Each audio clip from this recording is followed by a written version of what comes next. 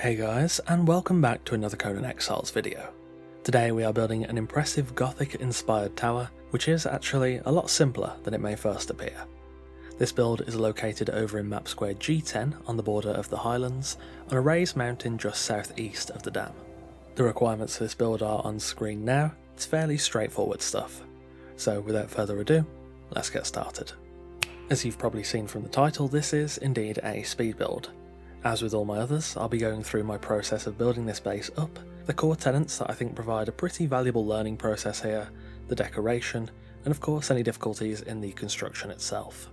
At the end we'll take a walk through the finished and decorated tower to show you what lays inside.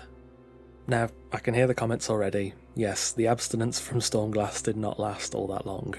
However, for a build like this, Stormglass honestly beats out everything else I had in mind, so it was basically the de facto choice. Though, if I couldn't choose Stormglass, I think Numidian could have also been a strong option. The idea here was to really showcase a building technique I've mentioned a few times before, which is artificial complexity. You saw the finished shots in the intro. This build looks pretty complex once it's done, but as you watch it get built up, if you break it down into its core basic components, it's basically just a 5x5 tower with some additions on each side. There really is, at the core of it, nothing too fancy going on here, just some solid bones to make everything look fancy when, truly, it's not that complicated. The core idea behind this build was pretty much a way to showcase artificial complexity.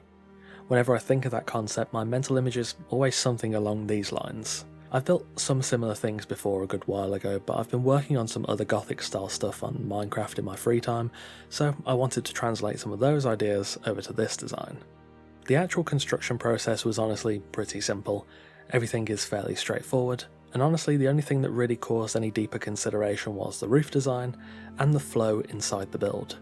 Seeing as most of the tower is based around that central 5x5, that does make things quite a bit easier in terms of designing an interior flow, as everything just kind of stems from that one common area. The roof itself was also reasonably easy after a bit of thought, where I decided to build up a Gothic style tower finished with a tall Numidian point, and I think that topped off the build perfectly. Because the core bones and basically the procedure of this build is so simple and there's no real intricacy inside of it, the main task was, well, basically just placing all the blocks. The end result is impressive, but the actual building process pretty seamless and fairly straightforward. I wanted this build to be able to showcase that you can make something look complex without really doing all that much busy work, and I think it does that pretty well. On the decoration front, it was also pleasantly easy. To start off with, I did what I really should do in most builds, and that is I went into each room, placed a sign, and wrote down the purpose of that room.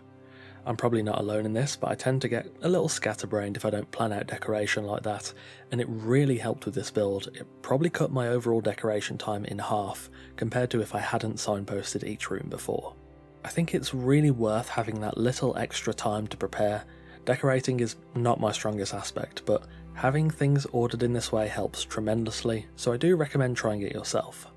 In terms of the purpose of this build, it definitely leans more towards the roleplay side of things, as I've tried to make the interior interesting, elegant, and generally quite welcoming. However, you could quite easily get this to work as a PvE base. There's plenty of space for all the workshops and storage you'd need, so this is a pretty viable option for both roleplayers and PvE players. So, I think that about covers everything there is to say about this build. I've ran this video a little slower than usual to better illustrate the idea of that artificial complexity, so hopefully it should be easier to see and comprehend how the build comes up and develops around these very simple core shapes. As with the other speed builds, I will let the rest of the construction phase run its course, and then we will have a cinematic showcase of the finished and decorated tower. Thank you for watching. I hope you enjoy the rest of this build. It's definitely one of my favourites in a good while, and I wouldn't be surprised if this ends up in my personal favourites of 2024. Though of course, still a long way to go till that video, so there could be other contenders. Again, thanks for watching, take care, and I'll see you soon.